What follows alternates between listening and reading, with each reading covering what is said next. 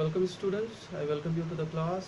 The students of standard 10, we are studying about the forest and wildlife resources geography chapter 2.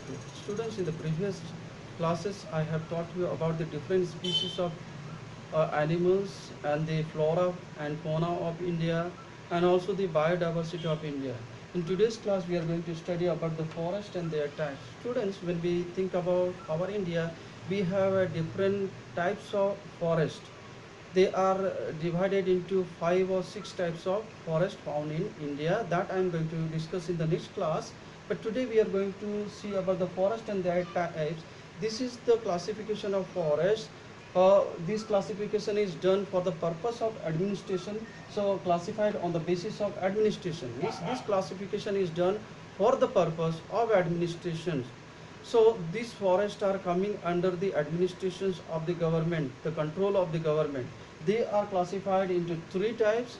First, they are called reserve forest, second is the protected forest, and third one is the unclassed forest. So these are the 3 types of forest. They are classified or divided for the purpose of administration. So students, first of all, we are going to see about the reserve forest. The reserve forest, these forests are permanently earmarked. Now, what is the meaning of earmark? These forests are reserved. Earmark means reserves or kept separate. So these forests are permanently kept separate or reserved for the purpose of production of either timber or other forest products. For the meaning, these forests are reserved, they are protected, kept separately uh, for the production of either timber or other forest produce. So this is the main purpose why these forests are reserved, why these forests are kept separately as a reserve, so that they, from them, the production of timber or other produce can be done.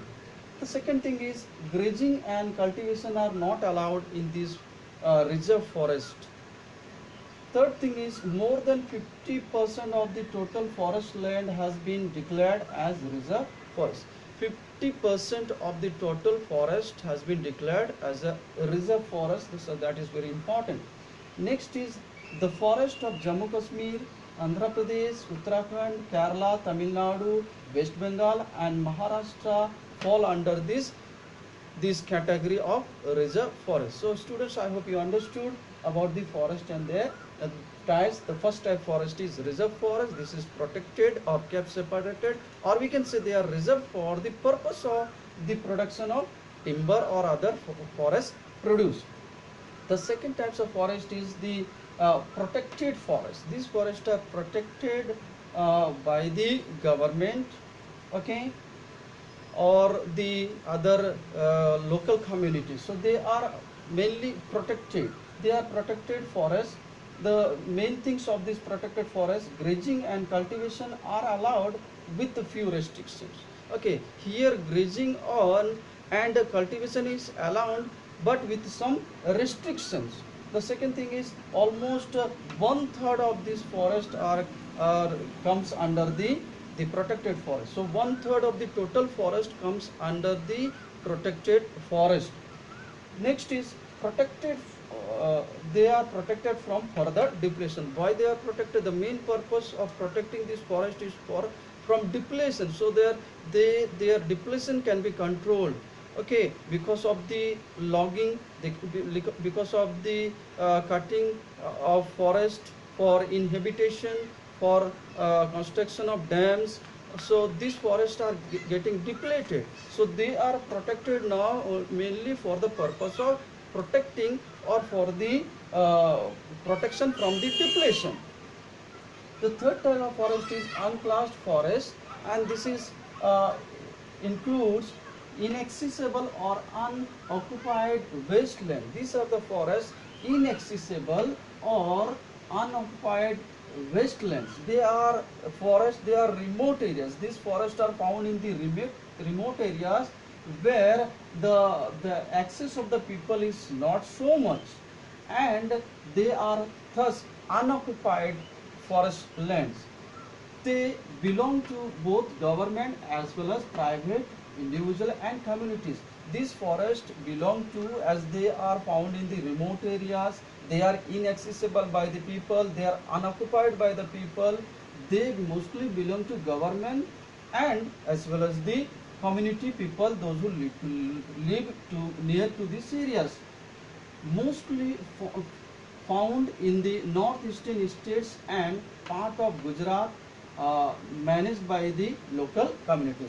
Mostly these unclassified forests are found in the northeastern state. As I told you, northeastern state is area where these forests are found and the access of the people is not that much.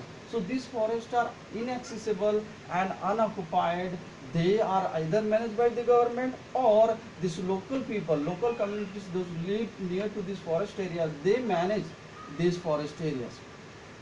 So the students, these are the types of forest classified for the purpose of administration.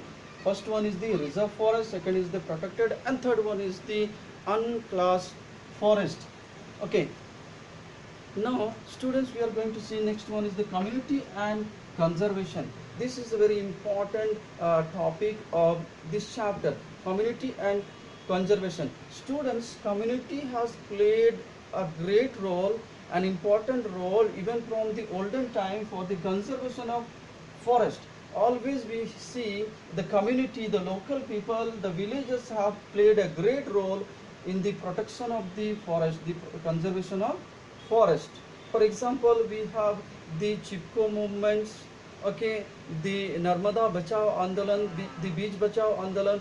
These are the different examples which shows that community people, the local people, the villagers have played a great role in the conservation of forest. Now students, example we see here, the forest of Manas Biosphere Reserves in Western Assam are threatened by the illegal logging. Now, we know that forests in India are depleting day by day. Already the percentage of forest in India is less, okay, and that also getting depleted day by day because of the logging of the forests, okay, the cutting down of deforestation of forest for the inhabitation and for the shifting cultivation, and also because of the mining activities. So these are the different activities that is always threat to the forest. As I have written, the Manas Biosphere Reserve in the Western Assam is facing the threat of the illegal logging. What is the meaning of illegal logging? That means the cutting of the trees and illegally cutting of the trees and selling it for the commercial purpose. So this Manas biosphere reserves and many other forests near these areas are threatened by the illegal logging. Okay, and then Sariska Tiger Reserve in Rajasthan is threatened by the mining activities. So these are the threat to the forest, mining activities, then the cutting down of forest, the deforestation for the inhabitation, building of construction of dams, and selling of the trees for, okay, for commercial purposes, and shifting cultivation. These are the different threats to the forest which leads to the depletion of the forest in India. And therefore we see the community people, the local people have played a great role for the conservation of this forest. For example, the local communities worked under the joint forest management by replanting. So when this the Manas Biosphere reserves in Western Assam, they are threatened by the illegal logging or cutting down of trees. The community people have played a great role. They joined with the forest management, joint forest management. It's a government organization. So local people, villagers, they have joined with the joint forest management and they have started the replanting of trees, planting of trees. So students, this is the role of the community people in saving the forest. Second, we see the the Chipko movement, okay, the Chipko movement, the Beach Bachao Andolan, and the Narmada Bachao Andolan. These are the different the action taken by the community people.